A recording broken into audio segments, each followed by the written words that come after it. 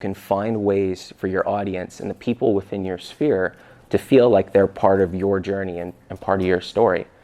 So put those three things together and try to have those three things in every piece of content, or at least one of them.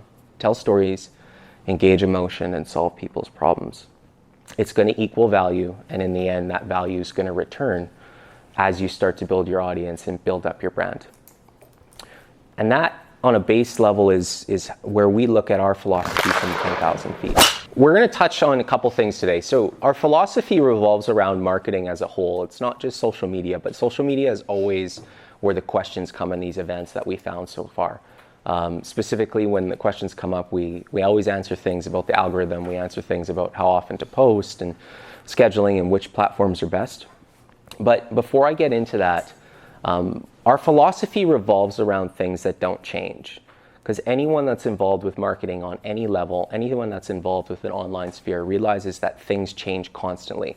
New platforms come out, new algorithms, everything changes. There's constant changes with SEO, there's new websites, new code that we can use, everything changes. So I like to focus on things that don't change because it allows you to anchor your philosophy and carry your marketing strategy forward.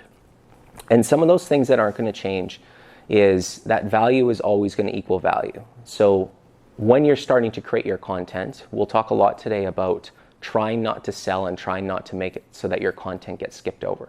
Trying to provide as much value out in your content as possible, and that value will get returned in the end as you start to build up your audience. The second thing is, because we get so many questions about the algorithms on Instagram and Facebook, I'd like to go through quickly a couple concepts that aren't going to change with those. First of all, any platform that you're posting on, the algorithm is typically based around view time, how long you keep people on that platform. So whatever content you're making, the biggest mistake people make is they try to divert people to other platforms or to the platform they care about the most, or even try to take people off platform to their landing page. But that's the first mistake they make, rather than keeping people on that organic platform as much as possible. Because content that takes people off platform makes it so that they can't advertise to the audience, and that makes it so that your content's going to get deranked. So that's concept one. Concept 2 and 3 are a little simpler, and everyone knows it. One of them people do, one of them people don't. The first is engagement. We all want engagement. We want likes, shares, and comments on our posts. And that's very important to a certain extent. It's not the most important thing, but it's still important in order for the algorithms to take shape. The second is that you have to be social on social media as well. And this one is missed by pretty much every client we've ever talked to. Every single comment that comes in, every single person that interacts with your content, you have to interact back with them. You have to be social by nature. Social media, social is in the name.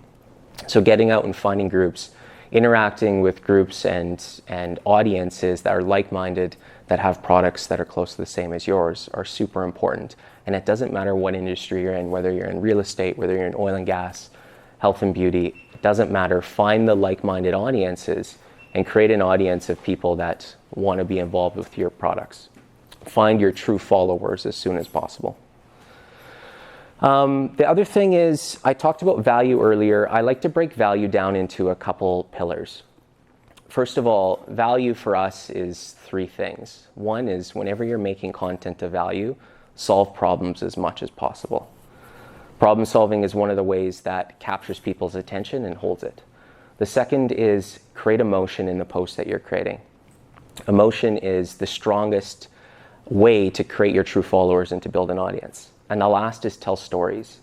Storytelling, if you look at any of the top brands anywhere around the world, any of the examples that they produce, they create stories and they make you feel like you're part of their brand story. And even on a base level, if you're a consultant, real estate agent, doesn't matter. You can find ways for your audience and the people within your sphere to feel like they're part of your journey and part of your story.